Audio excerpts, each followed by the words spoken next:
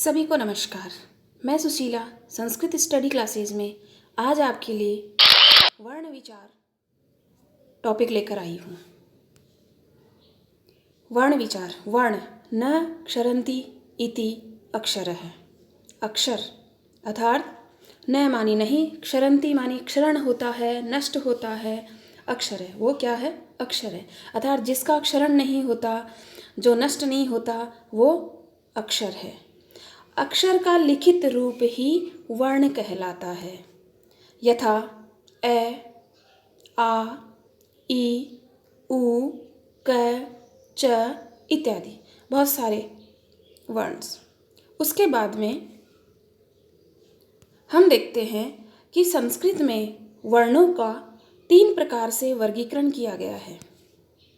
पहला है स्वर अच, जिनकी संख्या है 13। दूसरा प्रकार है व्यंजन हल, जिनकी संख्या है 33। तीसरा है अयोगवाह, जिनकी संख्या है 3। स्वर जिन वर्णों का उच्चारण स्वतंत्र रूप से किया जा सके स्वर कहलाते हैं, अर्थात जिनके उच्चारण में किसी दूसरे वर्ण का सहारा नहीं लेना पड़े। स्वर 3 प्रकार के माने गए हैं। ऋस्व, दीर्घ, प्लुत। ऋस्व मानी छोटा, दीर्घ और प्लुत। ऋस्व स्वर उच्चारण में एक मात्रा का समय लगता है, अर्थात ऐसे स्वर जिनके उच्चारण में सिर्फ एक मात्रा का समय लगे, जैसे ए, ई, उ, री और री। दीर्घ स्वर जिनके उच्चारण में 2 मात्रा का समय लगे, अर्थात ऋस्व स्वर से दुगुना समय लगे, उन्हें दीर्घ स्वर कहा गया है। आ, ई, उ, री, ए, ऐ, ओ, औ। यहाँ पर स्वरों को 2 तरीके में बांट दिया गया है। ये 8 स्वर दीर्घ स्वर हैं, लेकिन ये जो 4 हैं वो इन्हें संयुक्त स्वर भी कहा जाता है। संयुक्त स्वर का अर्थ है कि ये स्वर किन्हीं 2 स्वरों के मिलने से बने हैं और 2 सेम स्वरों से नहीं। ऊपर वाले जो दीर्घ स्वर हैं वो 2 सेम स्वरों से मिलकर बने हैं, जैसे ए धन अ तो आ बन गया। वैसे यहाँ पर बना है ए या आ में से कोई भी ई या ई के साथ मिलता है तो ए बनता है।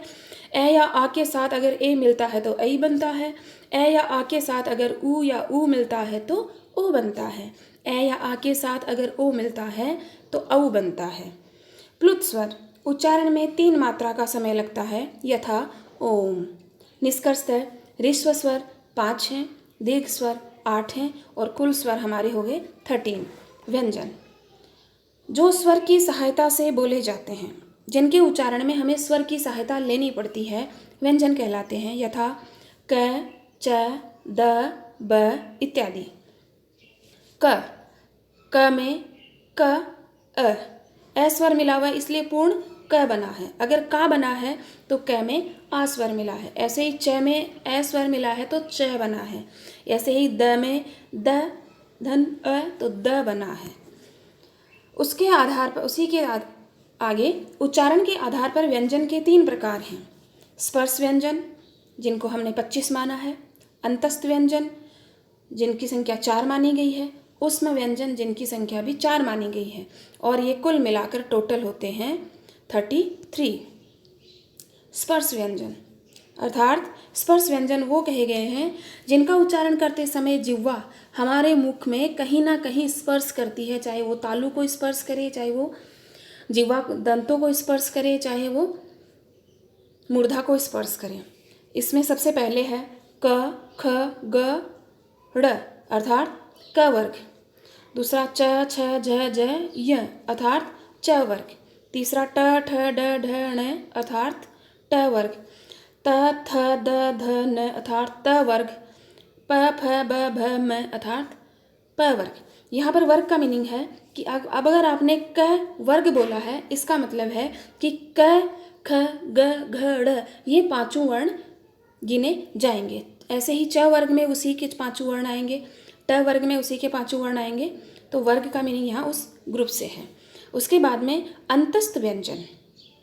अंतस्थ व्यंजन जिनकी संख्या 4 मानी गई है। अंतस्थ व्यंजन वो हैं जिनका उच्चारण हमारे मुख के अंदर ही किन्हीं किन्हीं जिह्वा की सहायता से उच्चारण, जैसे य, व, र, ल।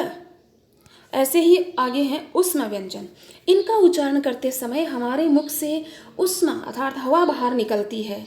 वो चाहे प्रेशर के साथ हो, चाहे वो हल्की में हो, लेकिन उष्मा जरूर निकलती है। श श श है, तो इनमें उष्मा बाहर निकल रही है, इसलिए इनको उष्मा व्यंजन कहा गया है।